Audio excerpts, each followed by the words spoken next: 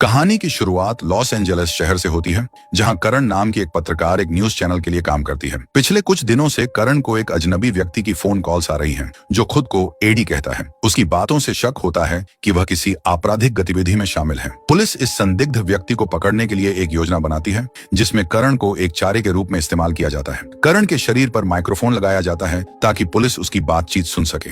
वह एक तय की गई फोन बूथ में खड़ी एडी की कॉल का इंतजार करती है, लेकिन समय बीतने के साथ उसकी बेचैनी बढ़ने लगती है। उसका पति बिल इस योजना से खुश नहीं है और उसे डर है कि करण को खतरा हो सकता है। दूसरी ओर न्यूज चैनल के रूम में एक एंकर फ्रेड ब्रेकिंग न्यूज की घोषणा बार बार दोहरा रहा होता है और बिल की चिंताओं को पूरी तरह नजरअंदाज कर देता है। पत्रकार टेरी बिल को उन पुलिस अधिकारियों से मिलवाती है जो करण की बातचीत सुनने के लिए चैनल के उपकरणों का इस्तेमाल कर रहे होते हैं। लेकिन जब आखिरकार एडी कॉल करता है तो आवाज इतनी खराब होती है कि कुछ भी समझ नहीं आता। इस पर बिल बहुत गुस्से में आ जाता है। करण इस बात से अनजान होती है कि पुलिस को उसकी आवाज सुनाई नहीं दे रही है। वह एडी की बातों का पालन करते हुए एक सिनेमा हॉल पहुंचती है, जहां एडी उसे एक विशेष बूथ में मिलने को कहता है। वहां एडी अपना चेहरा छुपाए रखता है और एक डरावनी वीडियो चलाता है, जिसमें एक लड़की पर अत्याचार हो रहा होता है। वह कहता है कि ये लड़कियां कुछ महसूस नहीं करती क्योंकि वे जिंदा नहीं होती। वह करण को खास समझता है, इसलिए उसका पीछा कर रहा है। एडी की सांसें तेज हो जाती हैं। वह करण से कहता है कि उसके पास उसे कुछ देने के लिए है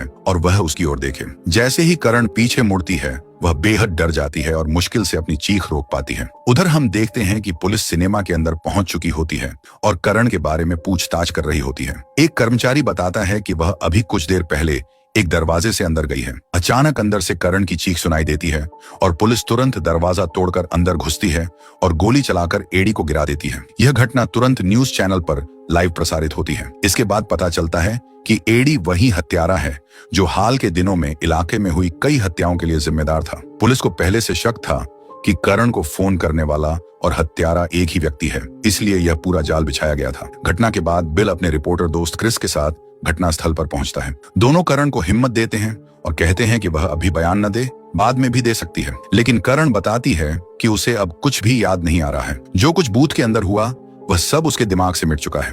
हालांकि एडी मर चुका था, लेकिन करण के दिमाग पर पड़े प्रभाव अभी भी खत्म नहीं हुए थे। वह अब भी डर के साए में जी रही थी और बार बार डरावने सपने देखती थी, जिनमें वही भयानक दृश्य दोबारा सामने आ जाते थे। इसी दौरान टेरी और क्रिस एडी की जिंदगी के बारे में और जानकारी जुटाने जाते हैं और उसका अपार्टमेंट ढूंढ निकालते हैं। वहां की दीवारों पर अजीबोगरीब तस्वीरें और कुछ अखबार चिपके होते हैं, जिनमें बालों वाले जानवरों जैसी तस्वीर साफ दिखाई देती है। जब टेरी को एक तस्वीर में करण का चेहरा बना दिखता है तो वह कहती है कि हमें पुलिस को खबर देनी चाहिए, लेकिन क्रिस कहता है कि थोड़ा और देख लेते हैं। फिर एक और तस्वीर मिलती है जो किसी प्राकृतिक स्थल जैसी लगती है और टेरी को शक होता है कि यह कोई असली जगह भी हो सकती है। वे इन सब सबूतों को लेकर मशहूर डॉक्टर जॉर्ज वैगनर के पास जाते हैं, जो अक्सर टीवी पर सलाह देते नजर आते हैं। तस्वीरों पर मौजूद हस्ताक्षर से वे जान जाते हैं कि कातिल का पूरा नाम एडी क्विस्ट था। उधर टीवी चैनल वालों के पास ज्यादा समय नहीं है और वे करण को जल्द ही दोबारा काम पर बुला लेते हैं। क्रिस और टेरी को करण की हालत को लेकर चिंता होती है,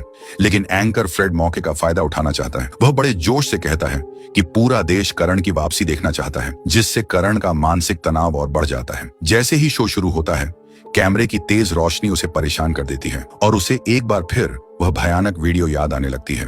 वह सिर्फ शुभ रात्रि कह पाती है, फिर कुछ बोल नहीं पाती। टीम जल्दी से उसे स्क्रीन से हटा देती है। इस घटना के बाद करण डॉक्टर से मिलती है, जो उसे अपनी कॉलोनी में कुछ दिन बिताने की सलाह देता है। वह कहता है कि यह जगह शांत है और वहां वह धीरे धीरे सामान्य जिंदगी की ओर लौट सकेगी। करण इस सुझाव को मान लेती है, लेकिन यात्रा के दौरान वह बिल से कहती है कि शायद वह उस दिन जो कुछ देखा उसे दोबारा याद नहीं करना चाहती। उसी रात हम देखते हैं कि करण को एक और डरावना सपना आता है और वह डर के मारे उठ जाती है। जब वह अपने पति बिल को जगाती है तो वह गहरी नींद में होता है और बात को गंभीरता से नहीं लेता। वह बस इतना कहता है कि शायद ये हवा की आवाज रही होगी। करण को नींद नहीं आती, इसलिए वह आग के पास बैठ जाती है ताकि कुछ सुकून महसूस कर सके। तभी अचानक उसे बाहर से कुछ अजीब सी आवाजें आती हैं, जैसे कोई जानवर उसकी तरफ बढ़ रहा हो। वह बिल को फिर से नहीं जगाती और खुद ही टॉर्च लेकर बाहर निकलती है। उसे झाड़ी में